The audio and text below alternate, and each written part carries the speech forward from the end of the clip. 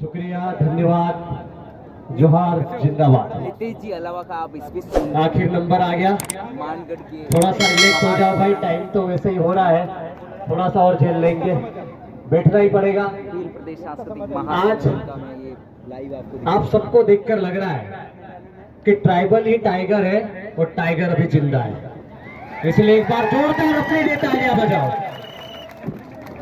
हमारे समाज का डीएनए ही ऐसा साबित कर सकता है कि 2-4 किलोमीटर दूर से तेज तपती धूप में चलकर पसीना यहाँ से निकल गया मेरे भी, तो वहां से चल के आए, सीधी खड़ी पहाड़ी चढ़ी हमने, 1-2 बार रेस्ट जरूर लिया, पानी यही आकर पिया।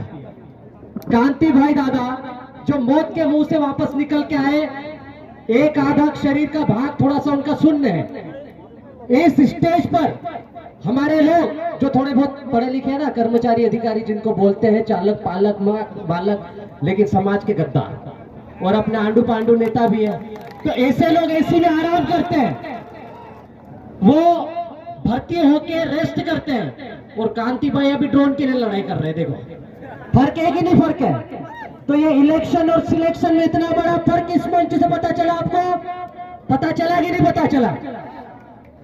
तो ये ऐसे जो परिणाम है वो ऐसे कार्यक्रम से ही देखने को मिलते हैं। दोस्तों, मुद्दे की बात करता हूं सीधे सीधे, बहुत बड़े बड़े वक्ता हैं, देश के कोने कोने से लोग आए हैं, मैं इतना बड़ा व्यक्ति नहीं हूं, उम्र से भी लग रहा है, वजन से भी लग रहा है, ज्यादा बोलने की जरूरत नहीं है, लेकिन जो बात बोलता हूं बहुत कड़वी और सच बोलता हूं। 110 साल हो गए हैं, 1913 में हुआ था मानपुर हत्याकांड, जो जलियांवाला बाग हत्याकांड से भी ज्यादा भयानक था।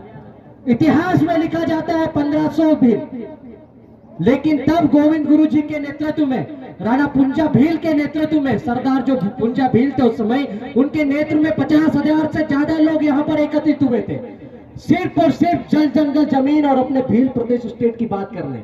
उस समय भीलिस्तान की कल्पना की जाती थी।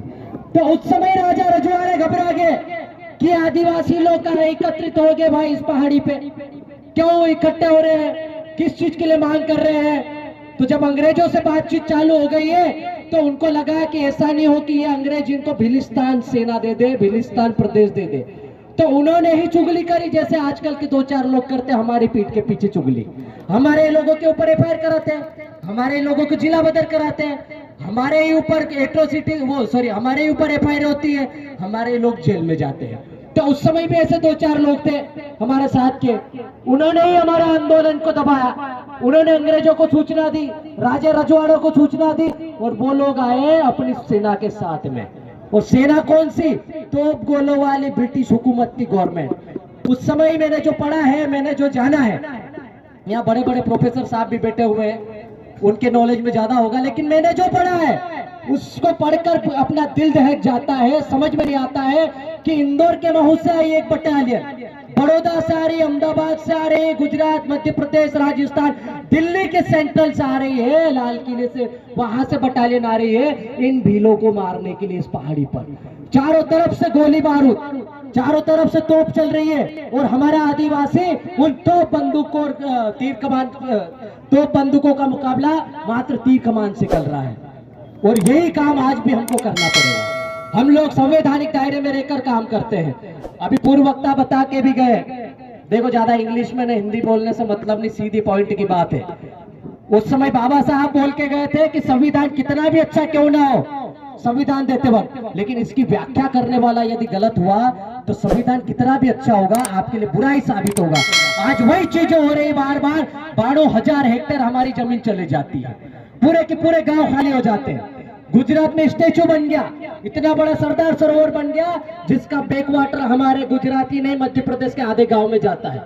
वहां पर पीने की पानी की व्यवस्था नहीं, वहां भूकंप के झटके लग रहे हैं, मेधादाई का आंदोलन चल रहा है, लेकिन लोग वहीं तक सीमित हो गए।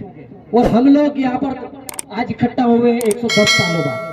तो हम लोगों को यहाँ से ये परिकल्पना मात्र जो 110 साल पहले हुई थी, उसको परिकल्पना मात्र नहीं रहने देना है, इसको यदि वास्तविक रूप देना है तो आप सबको यहाँ से संकल्प लेके जाना पड़ेगा। इस भील प्रदेश की परिकल्पना को वास्तविक रूप देने के लिए सिर्फ मानगढ़ में ही नहीं, आपको जंतर मंतर पर भी धरना देना पड़ेगा। और आपको भूखे प्यासे जिस तरह से अभी यहाँ से वहां तक चढ़े हो, जिस तरह से आप सुबह से निकले थे यहाँ तक पहुंचे हो, वैसे आपको कोई भील प्रदेश के लिए दिल्ली में ले जाने के लिए भी पैसे नहीं देगा। उस समय भी आपको ये सामाजिक आंदोलन के लोग हैं तो सामाजिक तरीके से घर घर से एक मुट्ठी नमक, एक मुट्ठी चावल, एक मुट्ठी आटे के साथ में जाना पड़ेगा, और जब तक तोड़ेंगे नहीं तब तक छोड़ेंगे नहीं, ये तो आपको पता ही है। तो वैसे ही आपको करना पड़ेगा।